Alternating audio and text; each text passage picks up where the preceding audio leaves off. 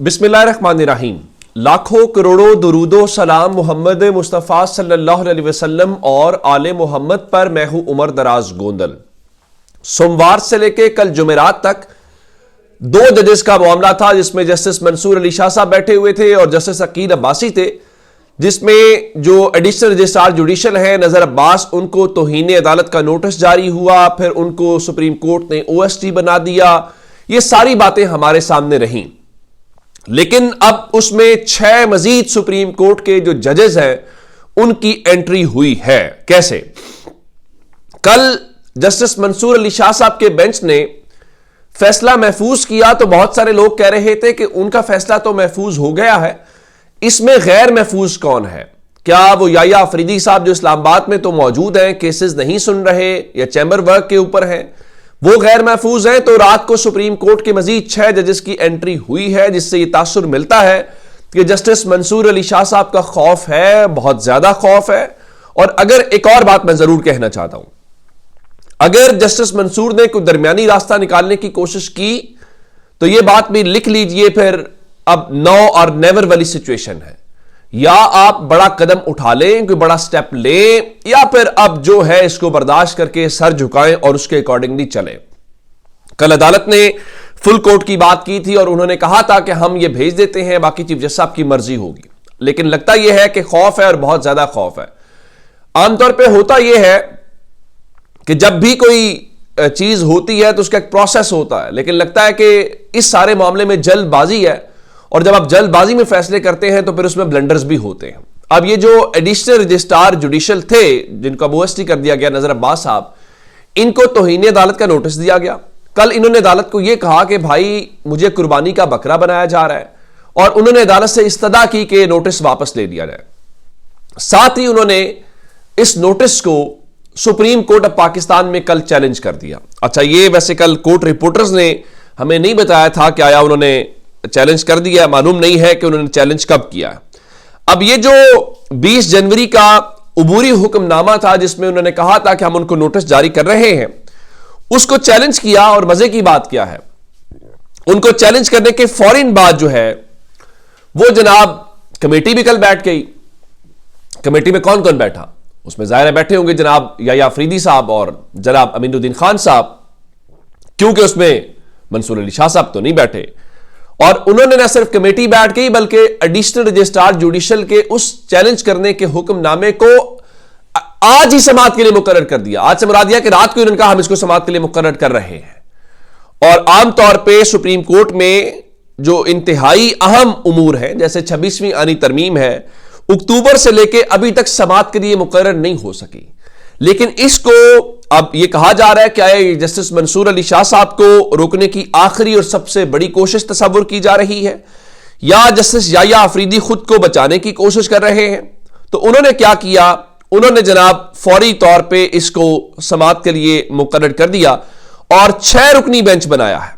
Supreme court के 6 जजेस के ऊपर मुश्तमिल बेंच, जो इंट्रा कोर्ट अपील है नजर अब्बास की, उसके ऊपर समाअत करेगा। जजेस बड़े दिलचस्प हैं। ये जो 6 रुकनी बेंच है उसका सरबराह बनाया गया है लार्जर बेंच का जनाब जस्टिस जमाल खान मंदोखेल को। जमाल खान मंदोखेल साहब जो हैं वो आईनी बेंच के अंदर भी बैठते हैं, और सब लोग कहते हैं कि वो रिमार्क्स ऐसे देते हैं कि दोनों तरफ को खुश रखते हैं, लेकिन एट द एंड जब हुक्मनामा लिखने की बारी आती है, कोर्ट ऑर्डर की बात आती है, तब वो वही करते हैं जो किसी के लिए परेशानी का बायस ना बने। वो किससे क्या मुराद है वो आप सब जानते हैं। नंबर 2 जस्टिस मोहम्मद अली मजहर जो है उनको इस बेंच का हिस्सा बनाया गया है। सैयद हसन अजहर रिजवी साहब को बनाया गया, और आमतौर पे कहा जाता है कि ये दोनों का वोट एक ही तरफ जाता है। उन्होंने कभी एक दूसरे से इख्तलाफ नहीं किया। जो जिस तरफ मोहम्मद अली मजहर साहब होंगे उसी तरफ सैयद हसन अजहर रिजवी साहब होंगे, और जिस तरफ सैयद हसन अजहर रिजवी साहब होंगे वहां पे मोहम्मद अली मजहर भी होंगे। अच्छा, उसके अलावा जो असल 2 और नाम है, उसमें एक तो जस्टिस शाहिद वहीद का नाम है, और उसमें जस्टिस अतर मिनल्ला का नाम भी है। और जस्टिस अतर मिनल्ला आपको पता है कि चले जो समाअत में जो कुछ होगा वो तो फैसला बाद में है, लेकिन कम से कम समाअत के दौरान वो जरूर बताएंगे कि कोई अपराइट जज बैठा हुआ है। और जस्टिस मुसरत हिलाली हैं। 27 जनवरी को अब ये दिन 1 बजे जो लार्जर बेंच है वो इस केस की समाअत करेगा। और इसमें क्या है, इसमें उनका जो जुडिशल रजिस्ट्रार है उनका जाहिर है यही है कि मुझे क्यों किया गया। अब उनको तौहीन अदालत का नोटिस जारी किया गया था, लेकिन चूंकि इनका वास्ता पड़ा है, पाला पड़ा है जनाब मंसूर अली शाह साहब से। शाह साहब ने कल बता दिया था कि वो चाहे तो वो उस कमेटी को जिसमें मंसूर अली शाह और दूसरा अमीनुद्दीन खान बैठे हुए हैं, हम उनको भी तौहीन अदालत का नोटिस जारी कर सकते हैं कि बज़ाहिर उन्होंने तौहीन अदालत किया, लेकिन हम इदारे को बचा रहे हैं। अब इसका एक बड़ा आसान सा तरीका है, अपनी तरफ से तो यह किया गया ना कि 6 रुकनी लार्जर बेंच बना दिया गया है, और 6 रुकनी का मुराद यह है कि अपनी मेजॉरिटी और बाकी सब चीजों को करने के लिए। मैं उसमें आपको सिर्फ एक बात बताऊं, कल जो महफूज फैसला जस्टिस मंसूर अली शाह साहब ने किया था, उस फैसले को उन्होंने सुनाना है, और उसी फैसले के हवाले से इतनी परेशानियां हैं।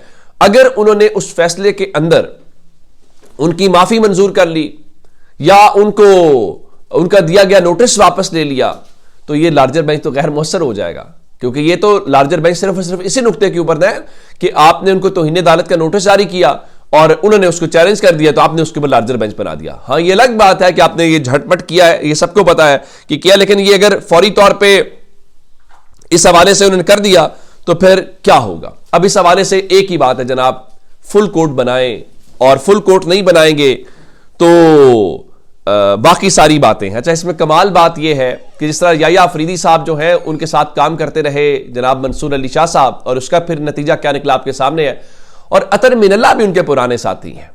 तो अब ये मैच दिलचस्प है। अब मसला यह है कि जनाब मंसूर अली शाह साहब फैसला किस वक्त सुनाते हैं, क्या वो फैसला आज सुनाएंगे, क्या वो फैसला मंडे को सुनाते हैं, और ये जो केस है वो भी जाहिर है कि मंडे को 27 तारीख को लगा हुआ है, और केस 1 बजे सुना जाएगा, और मंसूर शाह साहब ने अगर 9 बजे फैसला सुना दिया तो आप क्या करेंगे। यह भी एक बहुत ही दिलचस्प किस्म का पहलू है। अब चलते हैं आगे, और अगला आज का लाहौर के हवाले से एक दिलचस्प खबर है। पाकिस्तान में आप जानते हैं कि मैं कहता हूं कि गली मोहल्ले में जाने वाला कोई शख्स आपको अगर यह कहे ना कि उसके पास इमरान खान के खिलाफ कुछ है, तो मुमकिन है कि उसको टीवी के ऊपर बिठा दिया जाए और उसको भरपूर मौका दिया जाए। तो जनाब एक मारूफ तहकीकाती सहाफ़ी है जिनका नाम है हमजा अजहर सलाम। इनको चंद रोज पहले हमने देखा कामरान शाहिद के शो में, वही कामरान शाहिद जिनके शो में अचानक से वो डार बरादरान आ जाते हैं।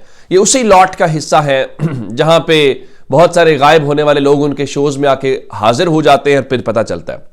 तो ये जो मारूफ तहकीकाती सहाफ़ी हमजा अजहर सलाम है, उनके हवाले से आज ये बताया गया कि वो लाहौर में 4 बजे एक प्रेस कॉन्फ्रेंस करेंगे।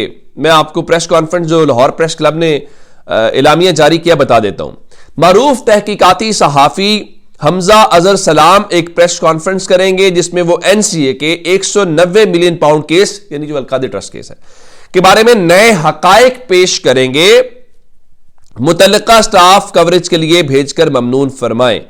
बतारीख 24 जनवरी बरोज जुमा बवक्त 4 बजे सपहर बामुकाम निसार उस्मानी ऑडिटोरियम लाहौर प्रेस क्लब। अब आज ये पहला मौका होगा कि शाम 4 बजे, अच्छा आमतौर पे होता है कि तहकीकाती सहाफ़ी स्टोरी ब्रेक करते हैं, ये पहले तहकीकाती सहाफ़ी होंगे जो प्रेस कॉन्फ्रेंस करेंगे, और ये पहले तहकीकाती सहाफ़ी होंगे जो न सिर्फ प्रेस कॉन्फ्रेंस करेंगे बल्कि उस प्रेस कॉन्फ्रेंस को तमाम टीवी स्क्रीन को दिखाना पड़ेगा। कैसे दिखाना पड़ेगा, ये 4 बजे प्रेस कॉन्फ्रेंस देखने के बाद मुझे बताइएगा। अपना बहुत सारा ख्याल रखिएगा। खुदा हाफिज।